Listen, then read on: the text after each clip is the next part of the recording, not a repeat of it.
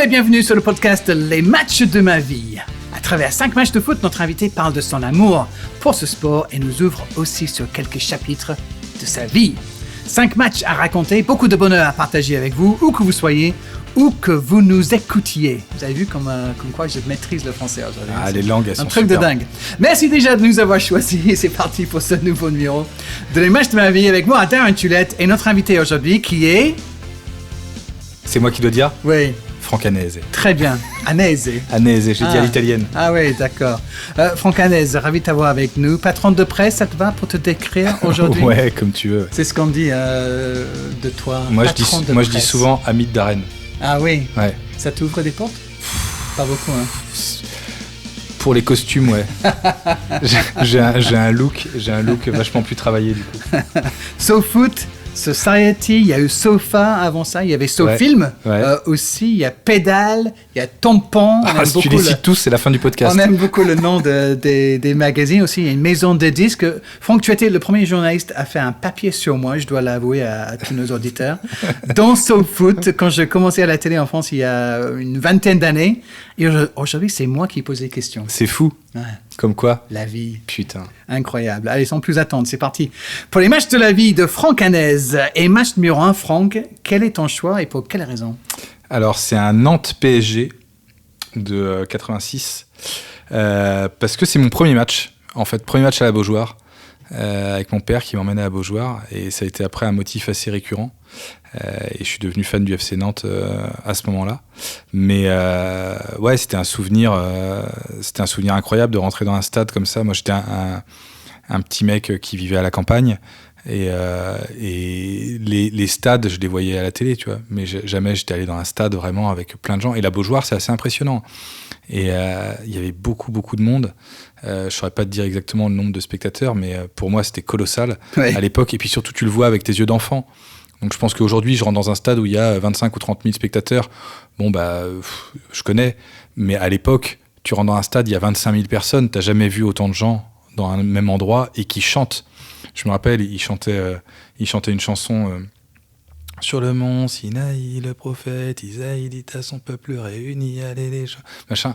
Mais j'étais comme un ouf, tu vois, je chantais et tout. Et c'était vraiment super, quoi. C'était une émotion incroyable. J'avais mon maillot du FC Nantes. Alors moi, il faut savoir qu'à l'époque, je m'habillais en FC Nantes pour aller à l'école, quoi. Ah oui. Ouais, j'allais à l'école primaire avec mon maillot du FC Nantes, mon short du FC Nantes, mes chaussettes du FC Nantes, mes chaussures de foot à crampons sur du bitume. Enfin, tu vois, j'étais vraiment ridicule, quoi.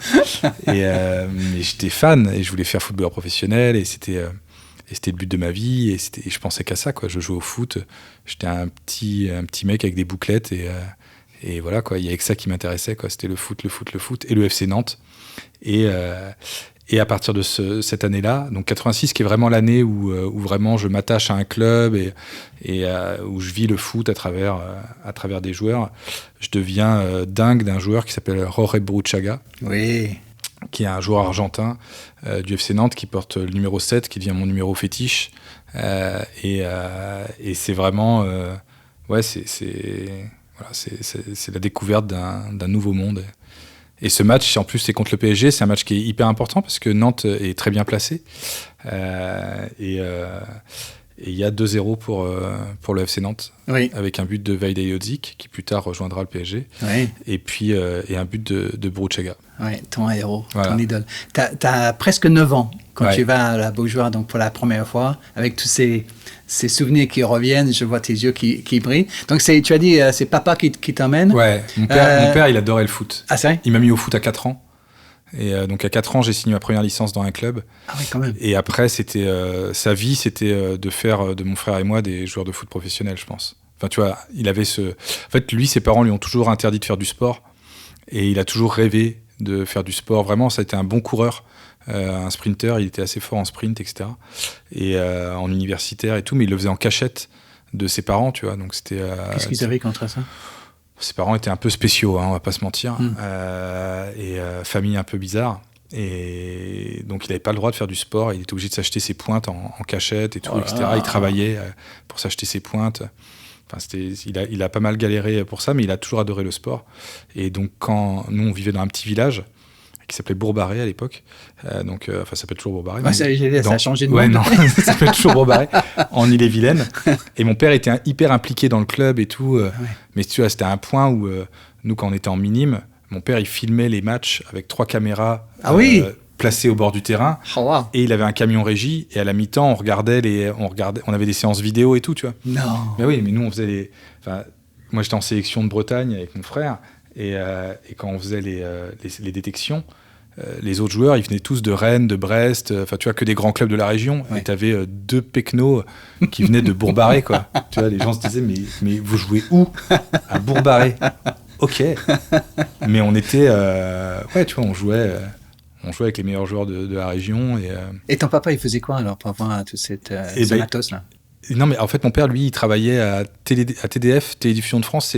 C'est les émetteurs qui retransmettent la télé, quoi. C'est ce qui fait que tu as la télé chez toi, en fait. D'accord. Et donc, il a commencé au début, pas au bas de l'échelle, mais pas. Puis il est devenu peu à peu ingénieur, etc. Enfin, il a travaillé énormément.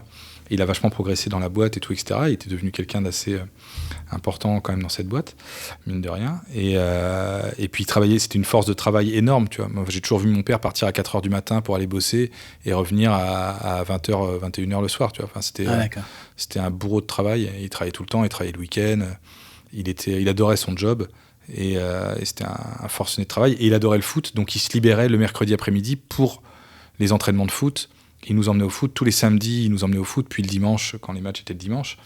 Et il était hyper moteur dans le foot, quoi. Très enthousiaste pour ses fils, quoi. Il adorait ça et pas vraiment... un de ses papas qui hurle et qui insulte les gamins. Non, par contre, nous, on l'insultait. Ah ouais. Moi, c'était génial. Comment ça? Parce que lui, il était tout le temps... Je me rappelle des fois, t'es démarqué. Il va dire au mec, là-bas, il y a Franck qui est tout seul. Évidemment, les adversaires, ils disent merde. Il y a Franck tout seul. Ils viennent sur toi, tu vois. Et toi, tu dis, mais va te faire foutre, connard. Mais putain, ferme ta gueule. Tu vois, et moi, j'étais hyper vulgaire en plus. Oh, wow. Et puis, dès qu'on perdait, c'était de ma faute. Ah oui. Tu vois, il était hyper... Quand on gagnait, c'était jamais de ma faute. Et j'avais beau marquer 3 buts dans le match, on gagnait 3-0. C'était pas grâce à moi. Tu vois, j'avais fait un bon match. Bon. Par contre, quand on perdait, c'était de ma faute. Ah ouais. Ouais, tout le temps. Ah, quand même. Et pareil pour mon petit frère, tu vois. Il était hyper intransigeant avec nous et très, très dur, mais parce qu'il avait envie de faire de nous des bons joueurs de foot, quoi. Et dans cette histoire, maman?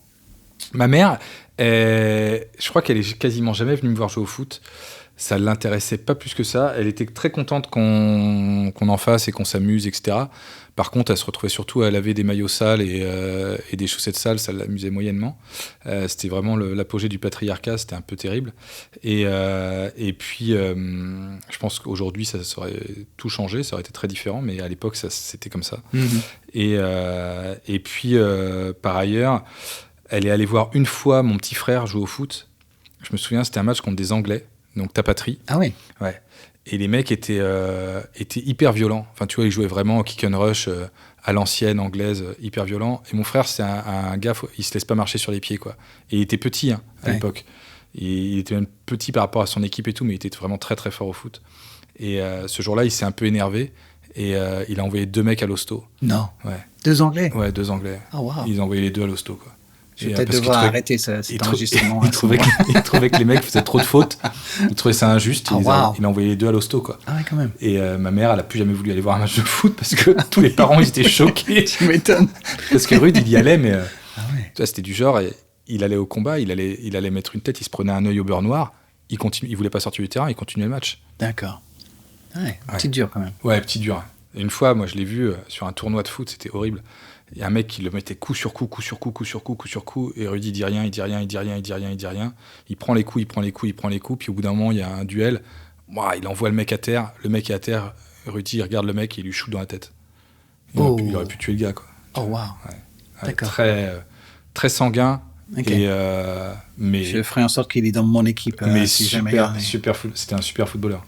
Donc toi, pour ce match à Beaujoire, donc la première, tu es déjà en train de jouer parce que tu disais, tu as presque 9 ans, tu es déjà un petit joueur de foot. Ça fait déjà 5 ans que je fais du foot. Ok. Et tu es quand même pas mal, tu as un bon petit niveau. Ouais, j'avais un bon petit niveau. Je pense que, enfin après, j'aurais pas pu faire pro parce que j'étais pas assez constant et physiquement j'avais du mal à. Le sens de l'effort était pas vraiment. En fait, comme j'étais très à l'aise techniquement, j'avais tendance à jouer beaucoup sur ma technique et à être un petit peu paresseux sur le terrain, à pas énormément courir. Mais de mon équipe de juniors, tous les joueurs, je crois, ont fait pro, sauf moi. Ah oui, quand même. Ouais. Un sacré bonne équipe. Ouais. On va y revenir parce que j'ai la liste de ces matchs. Abdeslam Ouadou, etc. Tous ces mecs-là. Ah oui. Ouais, ils ont tous fait pro, Chouchou Botelin, ça. Et certains, Abdes, je suis encore en contact avec lui et tout. Mais non, j'étais un bon joueur de DH, quoi, tu vois. Fan de Nantes que tu es à cet âge-là. Donc, Burruchaga, c'est ton héros, l'Argentin. Ouais. Il y avait d'autres dans l'équipe là, de cette époque-là? J'aimais bien tous les joueurs.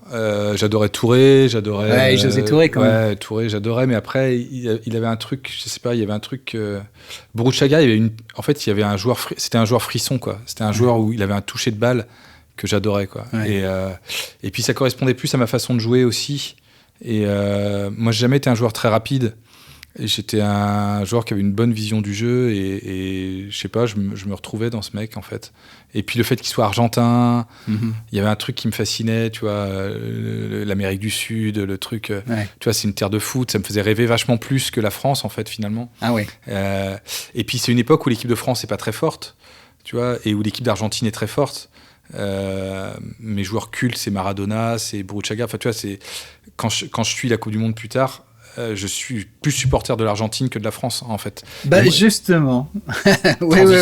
Justement, la transition, oui, parce que le match numéro 2, les amis, on est le 29 juin 1986, donc c'est la même année, quelques mois plus tard.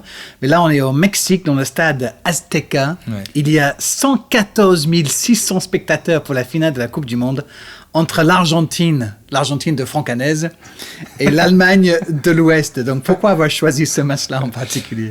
Parce que c'était déjà Burruchaga marque dans ce match. Ouais. But de la victoire. Ouais, le but de la victoire. C'est un match.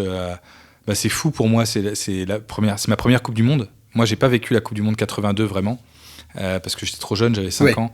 Et la Coupe du Monde 86, ça a été un grand moment parce que je suis pas supporter de la France, mais je regarde quand même l'équipe de France.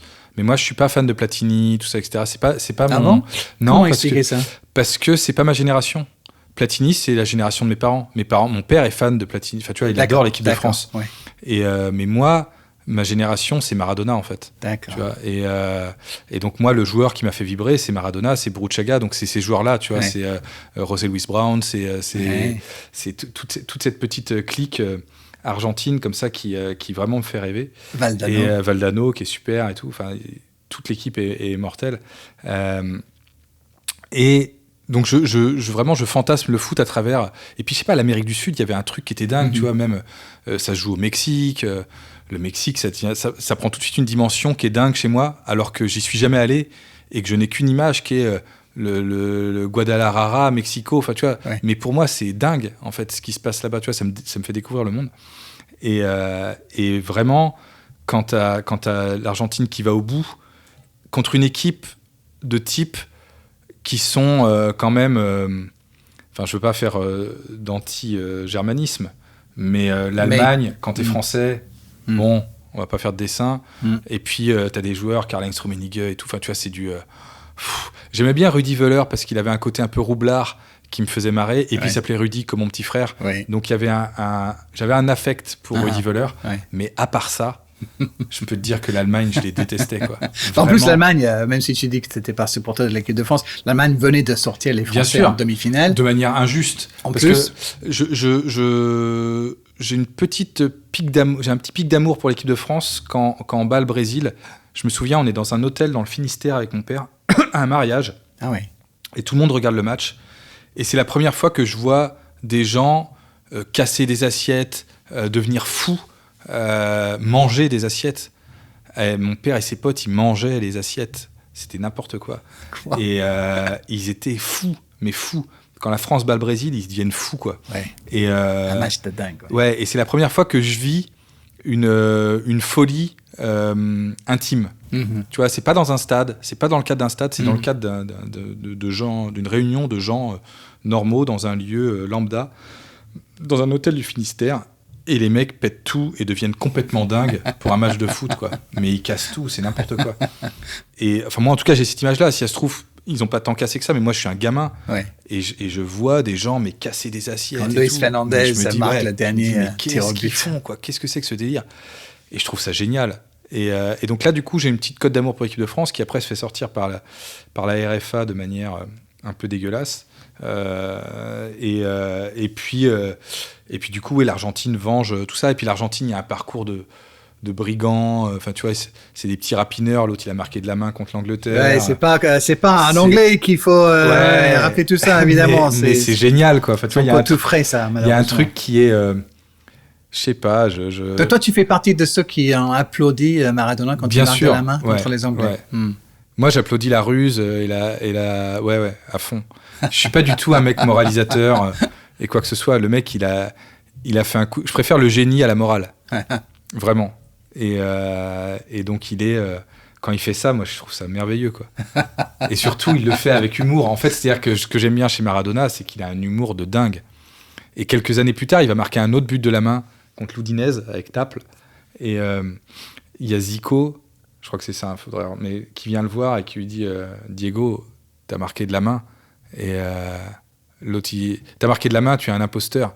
Et Maradona lui serre la main et lui fait enchanté Diego, imposteur. Il en a rien à foutre. C'est vraiment un petit rabouin. J'aime bien. Enfin, je trouve ça touchant, quoi. Et voilà. Donc la finale, t'es carrément pour la. Et moi sur le terrain, si j'avais pu marquer un but important de la main, je l'aurais fait, quoi. Vraiment, j'étais ce joueur. D'accord. Vikash Dorasso, qui était devenu un ami après, il m'appelait Pippo Inzaghi sur le terrain. Parce que j'avais ce côté avant-centre un peu prêt à tout. Ouais. Du moment qu'il y a but, il y a but, en fait. D'accord. Je m'en fous, quoi. Ok. On te voit. Ouais. J'étais vraiment une. D'aucuns auraient dit j'étais une salope sur un terrain. Et donc là, cette finale est vécue de quelle façon là? Parce que chez moi, avec mon père, mon frère, on regarde le match à la maison. Et c'est sur la télé de la cuisine. Donc la télé, elle est un peu en hauteur sur le frigo. Et c'est fascinant. Enfin, j'ai l'impression de vivre un moment d'histoire que je revivrai sans doute jamais. Et je crois pas avoir vraiment vécu une finale de Coupe du Monde qui m'ait autant marqué, en fait. Ah oui. Ouais. Même quand la France a gagné en 98, c'était pas pareil pour moi. C'était la France de 98, je vois la finale à Remiremont ou à Épinal, je sais plus, dans les Vosges, avec ma petite amie de l'époque et les potes de son père et tout. C'est très cool, je suis content, je suis avec elle, c'est sympa et tout, mais je m'en fous un peu, en fait. T'as pas autant vibré que pour l'Argentine? Non. Ouais, c'est pas la même chose, en fait. Ah ouais. Je pense qu'il y a quelque chose qui tient de l'enfance, il y a quelque chose qui tient de l'émerveillement, et puis il y a quelque chose qui tient de la bande qui était cette équipe, en fait, qui était vraiment une bande de voleurs, quoi. Et ils font un casse, quoi. Ouais. Les mecs, et en 90, quand ils sont prêts à refaire le casse, mais je suis comme un dingue aussi, tu vois. Et vraiment, et ça, je me souviens, je la regarde dans ma chambre, le match tout seul. J'avais une télé dans ma chambre. Et je regarde le match tout seul et je suis effondré qu'ils perdent. En finale contre les Allemands. Ouais, c'est la même finale 4 ans plus tard. Ouais. Bah tiens, on va rester en 1990. Franck, tu m'offres des transitions merveilleuses. Là, le match numéro 3, c'est à Nantes-Marseille. Ouais, Nantes-Marseille de 90. Mais tu vas me parler c'est un match important un peu pour moins moi. de ce match-là. Je me souviens pas trop du match, pour être honnête. Je me souviens juste que Marseille, il y avait une équipe de dingue, parce que c'est l'équipe où il y a Chris Waddle, Stojkovic, Cantona, Papin, Olmeta, machin et tout, etc. Enfin, c'est fou. Et je me souviens surtout d'eux, pas sur le terrain, mais je me souviens d'eux sur le bord du terrain, en train de nous regarder jouer, parce que je fais le match d'ouverture, en fait. Donc comment ça se fait parce que là, en fait, à l'époque, ça n'existe presque plus, ça, les matchs d'ouverture. Ça n'existe plus. Mais à l'époque, il y a des matchs d'ouverture. C'est-à-dire qu'avant les matchs de pro, il y a des matchs d'ouverture, soit de l'équipe B, donc des matchs de national, soit de plus jeunes. Et en l'occurrence, là, c'est un match de plus jeunes. Et moi, je fais le match avec les stages de foot Jean-Vincent, qui sont les stages du FC Nantes. D'accord. Et donc, je dois pas jouer ce match au départ, parce que je me suis blessé pendant le stage à la cheville. Et ils me font des séances de ionisation pour que je puisse jouer. Wow. Et je joue le match. T'as 12-13 ans, là. J'ai 13 ans, ouais. Et à l'époque, il y a une Coupe du Monde en 90 où il y a Roger Mila qui faisait des danses, donc le footballeur camerounais, qui faisait des danses au poteau de corner quand il marquait un but. Je ne sais pas si vous vous souvenez. Il faisait une danse, machin. Et moi, je suis déjà un petit peu fanfaron. Et je dis à mes potes, les gars, si je marque un but, je vous préviens, je vais faire la danse au poteau de corner. et je joue ailier, je me souviens, ailier gauche. Et je suis droitier, donc j'ai tendance à beaucoup repiquer dans ces cas-là. Et en face, les mecs sont assez costauds, quoi. Ils sont vachement plus costauds que nous, tu vois, même physiquement et tout. Tu vois, c'est quand même des gaillards et tout. Tu joues contre qui ? Et c'est une autre équipe. Alors, ils portent le maillot de Toulouse, mais en fait, c'est une autre équipe du stage Jean-Vincent. En fait, ils ont séparé le stage en deux. D'accord. Et c'est une autre équipe du stage Jean-Vincent. Mais pour ceux qui regardaient, ça faisait Nantes, ça faisait Nantes-Toulouse, quoi. Ça faisait Nantes-Toulouse. Et donc, je connais les joueurs d'en face. Tu vois, j'ai fait une semaine de stage déjà avec eux et tout. On se connaît tous, machin et tout, etc. Mais t'as quand même une rivalité. On a quand même envie de gagner et tout. Et tu joues quand même sur la pelouse de la Beaujoire. Mais attends, c'est filmé. Mon père, il a pris les caméras de France 3. Donc moi, j'ai la cassette vidéo de ce match. Incroyable. Et donc mon père, il filme le match et tout. Et avec ses caméras, avec ses potes, machin. Donc il y a 3 caméras qui filment le match, 3 ou 4 caméras qui filment notre match. Fabuleux. Machin. Et j'ai la cassette vidéo chez moi et tout. et bref, et donc je suis à bloc. Et je sais pas, peut-être 10 minutes de jeu. La balle arrive, coin de surface, poum, je fais un crochet, paf, je frappe, je marque. Waouh. 1-0. Et là, je suis tétanisé. Je ne bouge pas. Parce qu'il y a, y a déjà du monde dans le stade et tout. Enfin, tu vois, le stade n'est pas plein, mais le stade est quand même relativement rempli. Moi, j'ai jamais joué devant autant de gens. Je suis sur le stade de la Beaujoire, c'est le stade de mes rêves et tout. Je porte le maillot du FC Nantes et je marque. Mais je suis pouf, je bouge plus, quoi. Je sais plus quoi faire. La danse de Roger Mila, tout ça. La danse de Roger Mila, t'oublies, il n'y a rien. D'accord. Il n'y a plus rien. Le Francanès, il se chie dessus. Et je suis comme un bébé, quoi. Et en même temps, très heureux et tout. Après, je fais encore une passe décisive et finalement, on gagne 4-1 ce match. Ouais. Et sur le bord du terrain, t'as les joueurs de Marseille qui nous regardent. Et t'as Max Bossis qui est revenu au FC Nantes et tout, tu vois. Et donc, moi, c'est mes héros quand même. Et ils sont en train de nous regarder, tu vois. Et moi, je marque, je fais passe décisive, machin et tout, etc. Et en face, il y a un joueur qui est très fort, qui s'appelle Bertrand Lamoureux, qui réduit le score après un slalom assez impressionnant. Je me souviens très bien de son but. Il fait slalom, bam, il met une chiche pleine lucarne. Et il marque le but. Donc on gagne 4-1 le match à la fin. Et en sortant du match, il y a Cantona qui va le voir. Et je me souviens, il était en Converse. C'est fou, hein, je me souviens de détails. Il est en Converse et il va voir Bertrand. Et il lui fait toi, t'es un grand joueur, hein, tu auras une belle carrière, t'es un grand joueur. Ah, wow. Je regarde Bertrand, je me dis, waouh, bâtard. Et si tu vois les photos de l'époque, Bertrand, il fait 3 fois mon poids, 2 fois ma taille. Ça n'a rien, c'est n'importe quoi, tu vois. Et moi, je suis vraiment une crevette, quoi. J'ai un physique de hyper chétif et tout, mais j'ai une bonne petite technique. Et on reste potes avec Bertrand, en fait, de cette époque-là. Et c'est marrant parce qu'on se parle toujours. Ah oui. Et là, il y a encore quelques semaines, on s'est dit, putain, quand est-ce qu'on se refait un foot, quoi. Génial. Et lui, il a fait football professionnel. Il a joué à Brest, il a joué dans des clubs, dans à peu près tous les clubs de Bretagne. Mais il a une bonne petite carrière et tout. Et ouais, bon joueur, quoi. Wow. Bon joueur. Et Cantona est venu lui dire, et on s'en reparlait la dernière fois, je lui dis, putain, tu te souviens quand même de ce match et tout, parce que je lui ai renvoyé la photo, il m'a dit, putain, t'as la photo du match et tout. Je dis, ouais. Il me dit, ça, c'est dingue. Et je me souviens que Cantona est venu le voir à la fin du match, il me dit, ouais, c'était incroyable. Et il est venu le voir et il lui a dit, t'es un bon joueur. Extra. Machin. C'était des souvenirs, tu vois, quand t'es gamin, t'as 13 piges. Enfin, tu vois, c'est des souvenirs qui sont assez impérissables, quoi. Ah, et, c'est fabuleux, ouais. Et voilà, donc c'était un grand moment, ouais. Et pour la petite histoire, ça a fini un partout entre Nantes et Marseille. Hein, ce qui est pas mal pour Nantes. Si vous posiez la question. Christophe Robert et Basile Boli, voilà, c'était un partout. Christophe Robert, belle carrière après. Hein. Ouais, un mec qui a creusé son jardin à Valenciennes. Voilà, en tout cas, ouais, c'était surtout pour parler de ton match et ton but marqué sur cette pelouse de la Beaujoire. Vous écoutez Les Matchs de ma vie, les amis, le podcast de Beansport où notre invité raconte les 5 matchs de foot qui ont le plus marqué sa vie. On arrive au match numéro 4 de Franck Hanez, l'homme qui ne s'arrête jamais, patron de presse, guitariste, batteur, il joue de la piano maintenant. Il est papa, il ne s'arrête jamais. On a de la chance de l'avoir coincé pour quelques minutes pour ce podcast. Alors, Franck, le match numéro 4, c'est lequel et pourquoi ? Finale de l'Euro. Avec ma fille. 2016. En fait, ouais. On est au stade avec ma fille et en fait, c'est chouette parce que. Comment ça se fait que tu es avec ta fille ? Eh ben, en fait, ce que j'aime bien, c'est que à une époque où moi, je m'intéresse un peu moins au foot. En tout cas, à partir d'un certain moment, je suis plus supporter du FC Nantes parce que Valdemar Kita rachète le club. Alors que nous, on fait une proposition pour le racheter quand c'est Dassault qui possède le club. Donc nous, on a déjà SoFoot et tout. Oui. Et je me souviens, j'appelle Vikash pour savoir s'il peut me prêter 2 millions d'euros pour participer au rachat du FC Nantes. Et on rencontre Maître Matignon et tout, qui est l'avocat de la famille Dassault pour ce sujet-là et tout. Et nous, on fait une proposition à 8 millions d'euros. Qui est une proposition un peu fantoche, on va pas se mentir, parce qu'on les avait pas du tout les 8 millions d'euros, mais évidemment ça se tente. Ça se tente. Ouais. On les aurait sûrement trouvés. En tout cas, ils vendent à Valdemar Kita, je crois, pour 20 millions d'euros. Et Valdemar Kita détruit ce que j'aimais dans le FC Nantes, à savoir ce côté familial, ce côté formation. Moi, j'allais régulièrement à la Jaunelière voir les entraînements du FC Nantes et tout. Enfin, j'étais vraiment un fan. Et c'était un club très important pour moi. Et tu vois, je sortais jamais le samedi soir parce que je préférais écouter les matchs à la radio.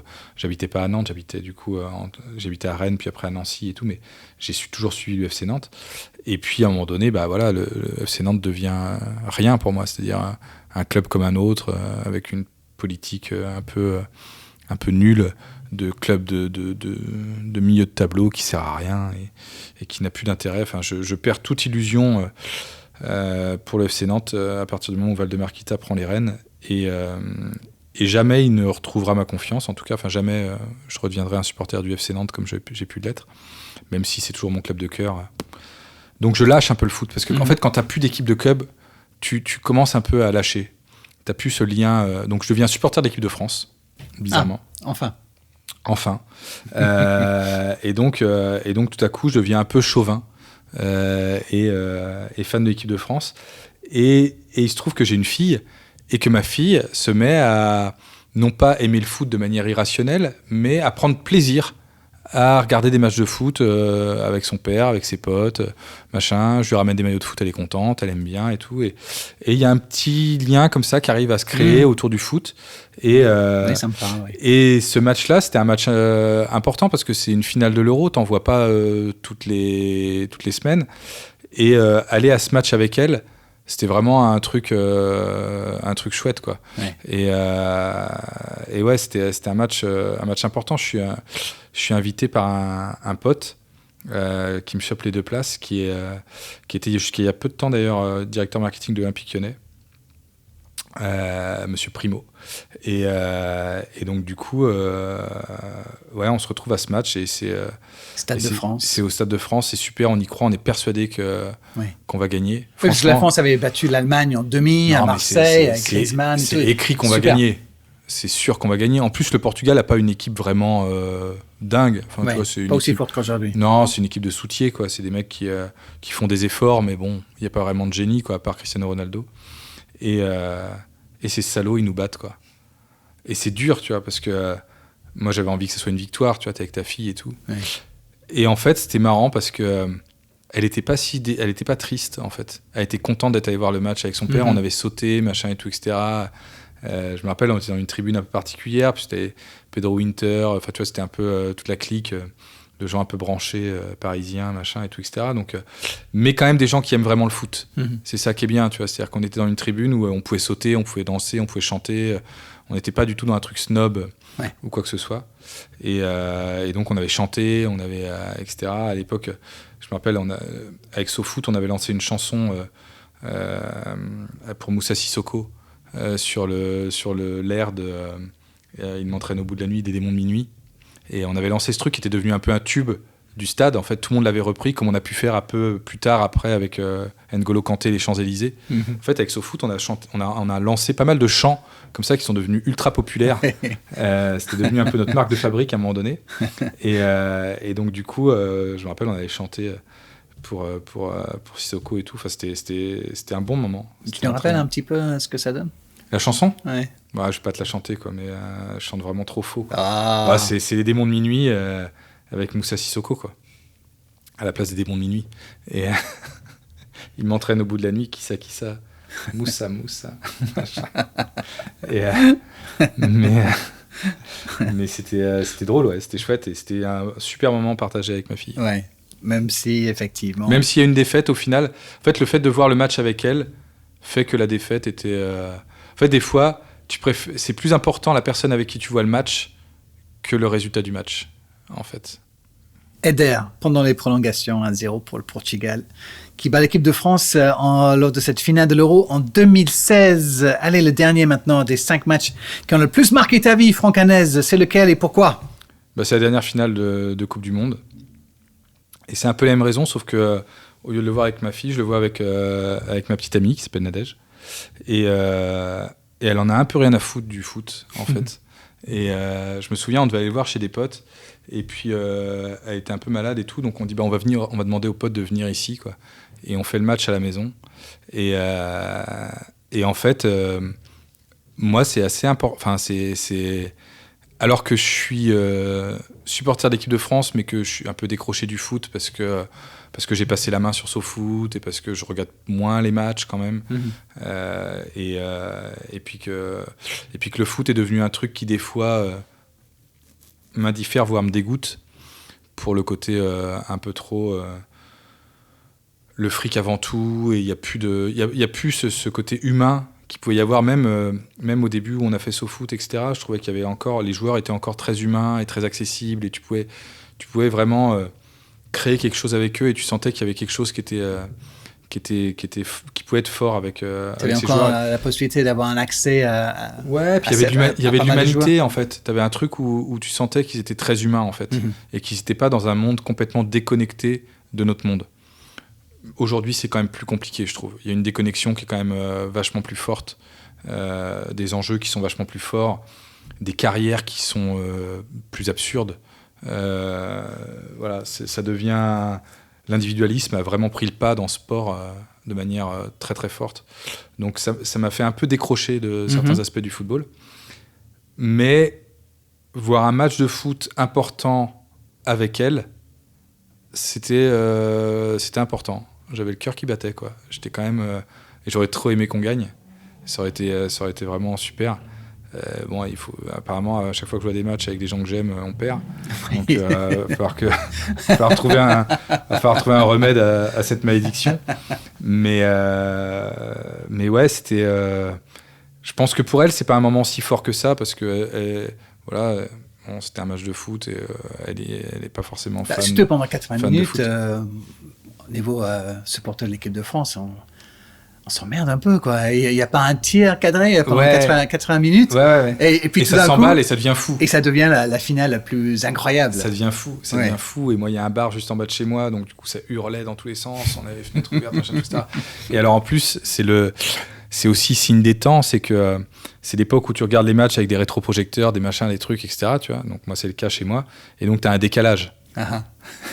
Donc tu entends du bruit avant d'avoir vu. C'est terrible. Ouais. Mais c'est pas mal, parce que du coup, c'est quand même bien le signe de l'époque, quoi. C'est quand même que tu regardes les matchs, il y a tout qui est décalé, il y a rien qui est en même temps, parce que même le bar, il est décalé par rapport à la vraie diffusion. Enfin, tu vois, ça veut rien dire, en fait. Donc tout le monde essaie d'avoir l'information, mais en même temps, tu essaies de quand même vivre ton émotion et tout. Donc ça donne des situations un peu ubuesques, un peu drôles.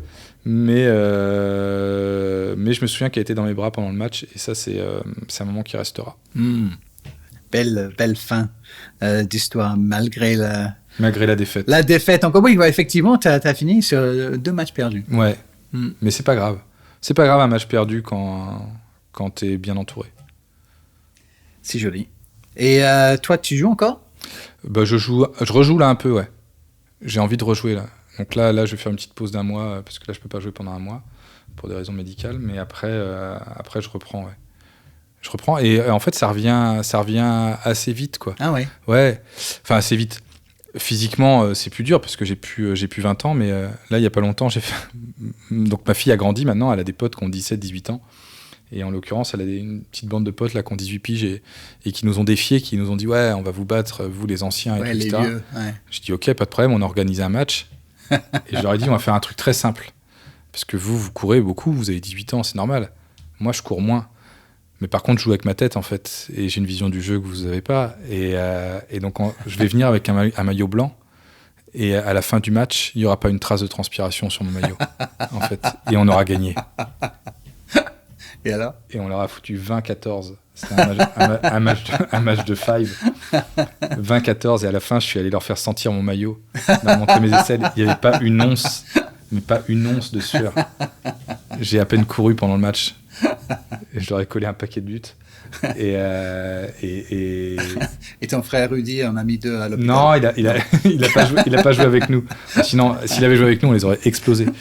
Mais non, mais en fait, la technique se perd un peu, mais pas tant que ça. C'est juste que tu as moins de vivacité et tu peux plus accélérer, etc. Mais en vrai, quand tu as un ballon dans les pieds, tu sais à peu près quoi en faire, quoi. Donc ça se perd pas trop. Et je continue à jouer. Et puis j'ai envie de jouer plus là. Je vais m'y remettre vraiment, je pense. Attention. Je vais refaire. Si je pouvais faire une fois par semaine, ça serait cool. Attention, Franck Hanez, footballeur, est de retour. Ouais, ça va C'est faire beau, mal. ça. Mais on a une bonne petite équipe. Enfin, il y a les anciens de SoFoot. Il y a quelques les anciens, on dirait des vieillards, quoi. Mais non, mais tu vois, on est toute une petite bande où en vrai, il y a un peu de ballon, quoi. Ouais. Donc du coup, quand on joue, on peut jouer contre des mecs où ça joue correct et on peut tenir. Organiser un on match. peut tenir.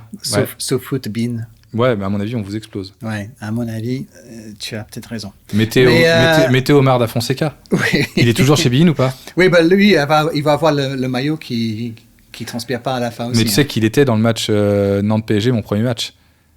Il était là? Il jouait avec le PSG. Ouais. Voilà. Il jouait avec le PSG. Grande. Donc si je peux lui mettre une deuxième défaite d'affilée, je porterai un maillot de Boruchaga qui vienne avec son maillot du PSG, je viens avec mon maillot du FC Nantes, avec un petit 7 dans le dos. Parce que moi, tu me mets un 7 dans le dos, je suis invincible. 7 ou 11, aujourd'hui, je suis invincible. Le défi est lancé. On va se quitter là-dessus, Franck. Merci d'avoir partagé ces matchs, ces souvenirs, ces moments de vie avec nous. C'était vraiment chouette grand plaisir d'écouter tes histoires. Et on te souhaite donc beaucoup de matchs mémorables à venir. Et j'espère. Vu que tu te remets à jouer au foot. Merci beaucoup, Franck, et merci à vous de nous avoir écoutés. Si notre podcast vous plaît, n'hésitez pas à partager avec vos amis. Et si vous n'avez pas aimé, eh bien, vous pouvez toujours envoyer un lien à vos ennemis. En tout cas, vos commentaires sont les bienvenus. N'hésitez pas à nous donner 5 étoiles sur la plateforme où vous nous écoutez. Et à très vite, donc, pour un nouvel épisode de Les matchs de ma vie.